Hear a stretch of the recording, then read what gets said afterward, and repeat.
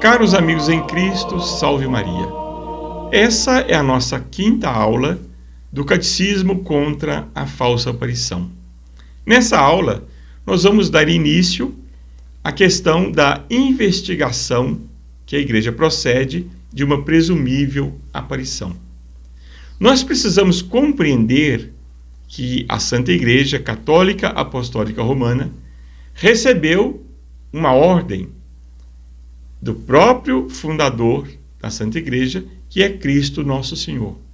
Somente a Igreja tem a missão e o poder de examinar, de interpretar uma mensagem, uma revelação que venha de Nossa Senhora ou dos santos.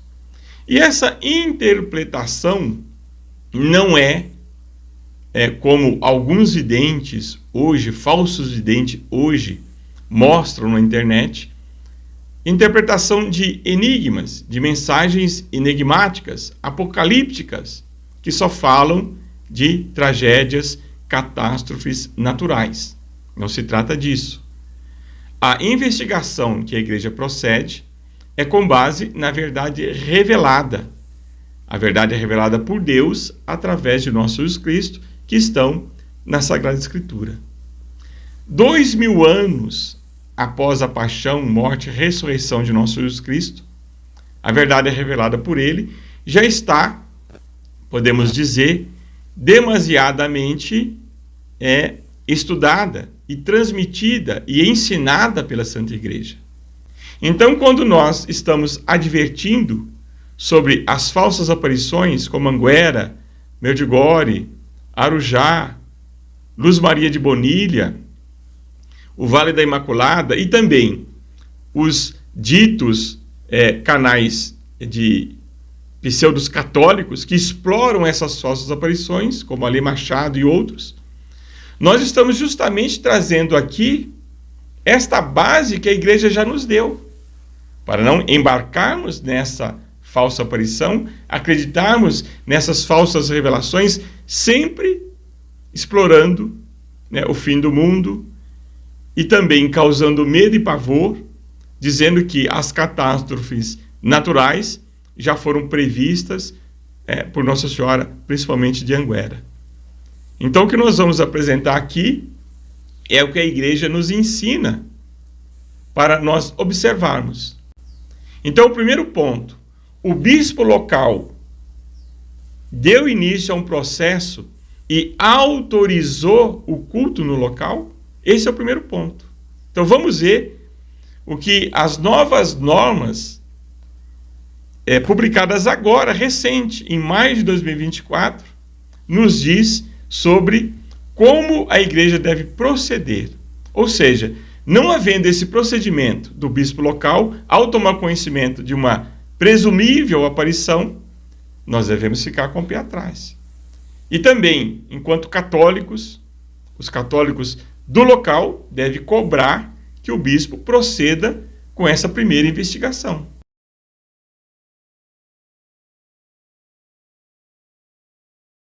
Então diz o Dicastério para a Doutrina da Fé: no processo de investigação iniciado pelo bispo local, intervêm médicos, teólogos e outros especialistas.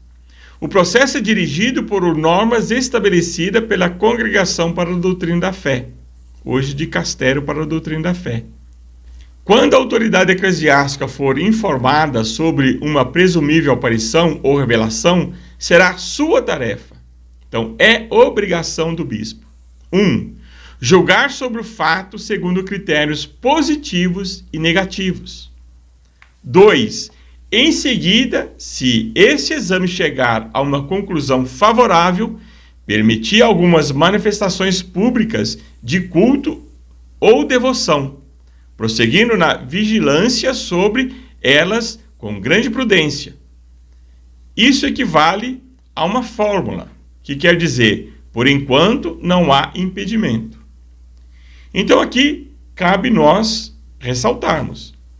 Então, não havendo nada que impeça a devoção no local, o bispo dá autorização. Então, um grupo de fiéis quer se reunir naquele local da presumível aparição para rezar o terço, por exemplo. Um padre quer visitar o local e lá fazer uma pregação exaltando a devoção a Nossa Senhora, junto com os fiéis. Então, isso tem que ser autorizado pelo bispo, caso ele, segundo o seu exame, chegar à conclusão que não há nada desfavorável. Somente depois dessa análise, ele pode autorizar. E ele deve autorizar, ele tem que autorizar. O vidente não pode ele encabeçar o movimento no local, como nós temos visto nas falsas aparições. O item 3. À luz do tempo transcorrido, da experiência, com especial relação à fecundidade dos frutos espirituais gerados pela nova devoção, expressar um juízo de sobrenaturalidade e verdade, se o caso exigir. Então, decorrido o tempo, aflui para o local dezenas, centenas de pessoas que passam a se reunir ali com práticas piedosas, rezar o terço, pregações de padre, né, que já estão devidamente autorizados. Aí, então, o bispo analisam essa experiência. Mas isso tem que ter decorrido algum tempo, mas não décadas, por exemplo. Decorrido algum tempo, ele vê a fecundidade, ou seja, a nova devoção que está surgindo ali, ela é boa, tem práticas piedosas de devoção a Nossa Senhora, por exemplo. Então ele vai passar para um segundo ponto. Ele vai analisar sobre a verdade e sobrenaturalidade do caso. É realmente fruto sobrenatural? Essa nova devoção, pelos relatos das pessoas, pela própria experiência que o bispo colhe, né, através dos seus padres, ou ele mesmo indo ao local, ele vai então analisar sobre a verdade e sobre naturalidade, se há realmente algo sobrenatural acontecendo no local. As novas normas de 2024, normas do Dicastério para a Doutrina da Fé, prevê também que a igreja tem o dever de discernir. Discernir o quê? Ponto A. Se seja possível encontrar nos fenômenos de presumida origem sobrenatural a presença de sinais de uma ação divina. Só a igreja pode dizer se há sinais de uma ação divina. Porque só a igreja recebeu a ordem do próprio fundador, nosso Jesus Cristo, de ensinar a doutrina, de ensinar a verdade revelada. Então, cabe à igreja discernir se há origem sobrenatural, presença de sinais da ação divina. Item B. Se nos eventuais escritos ou mensagens daqueles que são envolvidos nos presumidos fenômenos em questão, nada exista de contraste com a fé e os bons costumes. Então, este item B é claro. Não é o vidente que vai dizer se as mensagens são realmente de acordo com a fé, com a verdade revelada.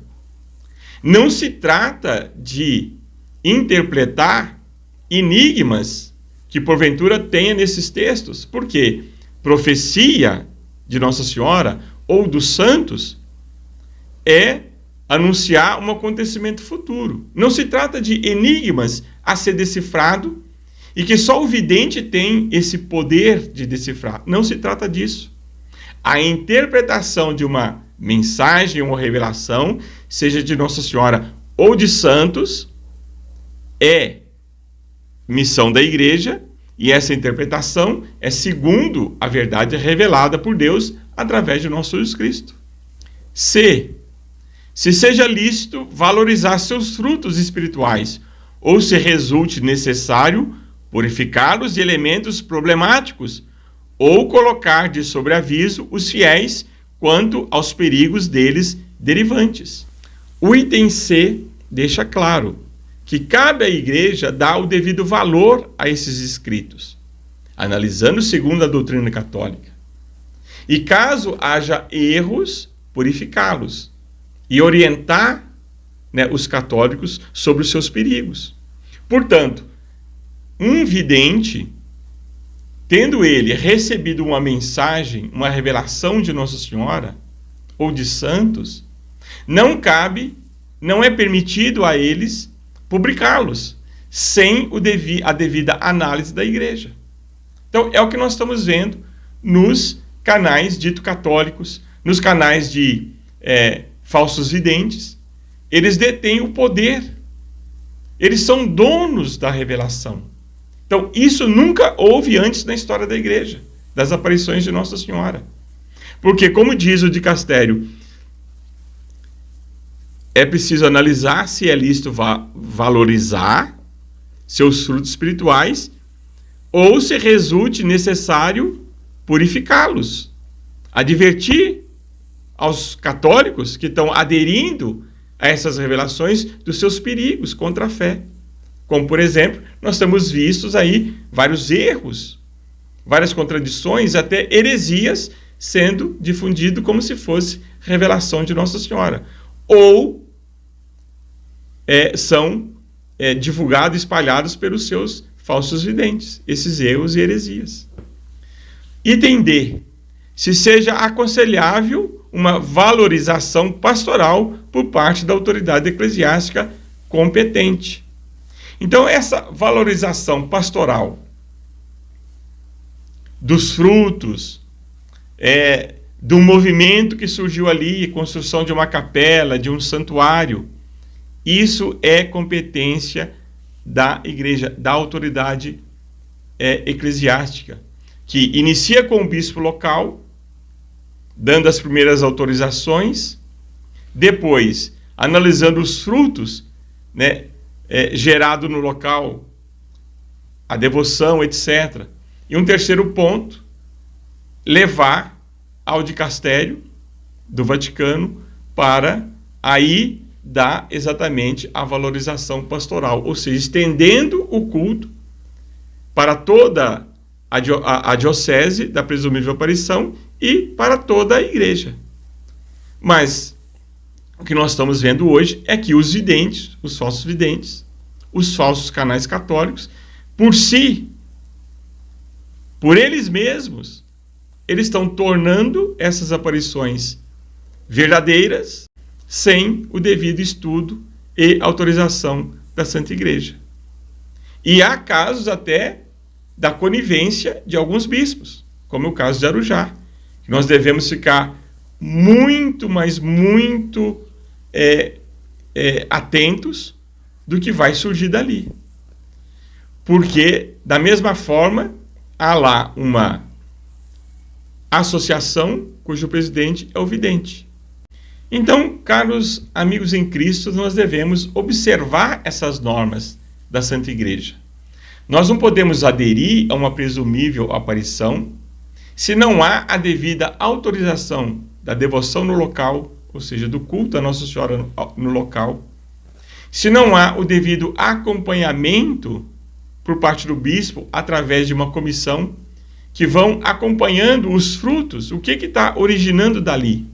É realmente uma devoção sadia ou trata de opiniões do vidente, de pessoas que vão aderindo sem o devido zelo, sem exigir, né, por parte do bispo local de uma análise criteriosa, segundo o que ensina, né, as normas do dicastério para a doutrina da fé.